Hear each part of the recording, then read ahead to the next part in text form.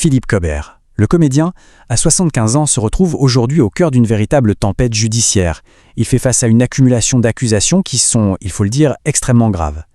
On va décortiquer ensemble les différents volets de cette affaire vraiment complexe. Alors, la grande question c'est de quoi est-il accusé, mais exactement? Parce que les mots sont lourds, proxénétisme, viol, entrave à la justice. On va faire le point, très précisément, sur les faits qui lui sont reprochés en se basant sur les informations judiciaires qui sont disponibles. Ok, pour s'y retrouver dans tout ça, on va y aller étape par étape. On va commencer par l'accusation la plus récente, celle de proxénétisme. Ensuite, on regardera des accusations plus anciennes, de nature sexuelle. Après ça, on verra un volet assez surprenant d'entrave à la justice. Et pour finir, on fera le point sur sa situation judiciaire actuelle. Allez, on commence tout de suite avec le premier volet, donc cette fameuse accusation de proxénétisme.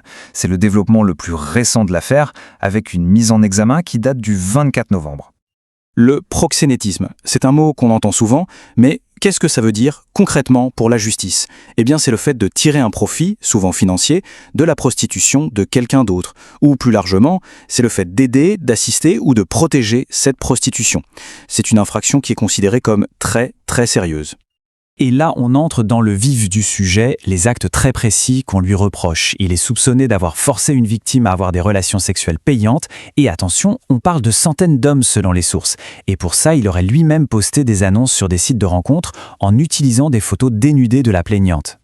Voilà pour le proxénétisme. Mais l'affaire ne s'arrête pas là, loin de là. Il y a un deuxième volet qui concerne des accusations plus anciennes. Parce qu'avant cette histoire, Philippe Cobert avait déjà été mis en examen en février 2024 pour d'autres faits. Et là, ce qui est vraiment crucial de comprendre, c'est qu'on ne parle pas d'une seule personne, mais de trois plaignantes distinctes. Et toutes étaient mineures au moment des faits qui sont présumés. Forcément, les chefs d'accusation retenus par la justice dans ce dossier sont d'une gravité extrême. On parle de viol, d'agression sexuelle et de corruption de mineurs de plus de 15 ans. Ce sont donc des crimes et des délits qui pourraient l'envoyer devant une cour d'assises. Ce qui est aussi frappant, c'est la durée. Ça ne se serait pas passé sur quelques mois, non. Les faits présumés se seraient étalés sur une très très longue période, de 2010 jusqu'à 2022. L'enquête couvre donc plus d'une décennie. Et ce n'est pas tout. Un troisième volet vient s'ajouter à ce dossier déjà bien chargé, une accusation d'entrave à la justice. Alors, l'entrave à la justice, qu'est-ce que c'est dans ce cas précis ? En fait, il y a deux personnes qui sont impliquées. D'un côté, Philippe Cobert lui-même, il est accusé d'avoir altéré ou soustrait des preuves, en gros d'avoir tenté de cacher des choses. Et de l'autre, il y a son ancienne avocate, maître Marie Dosé, qui est soupçonnée d'avoir carrément fait disparaître un ordinateur personnel de l'acteur. Un ordinateur qui, potentiellement, contenait des éléments compromettants. Bon, avec toutes ces accusations, on peut se demander où en est Philippe Cobert aujourd'hui. Est-il en prison? Non, il n'est pas en détention provisoire, mais il a été placé sous contrôle judiciaire. Le contrôle judiciaire, pour bien comprendre, ce n'est pas la prison, mais ce n'est pas la liberté totale non plus. C'est une mesure très restrictive. En fait, c'est un ensemble d'obligations et d'interdictions qui sont imposées par un juge pour s'assurer que l'accusé ne s'enfuira pas avant son procès et surtout pour l'empêcher de commettre d'autres infractions ou de faire pression sur les victimes.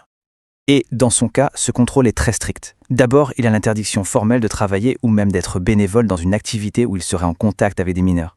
Ensuite, évidemment, interdiction totale d'entrer en contact avec les victimes.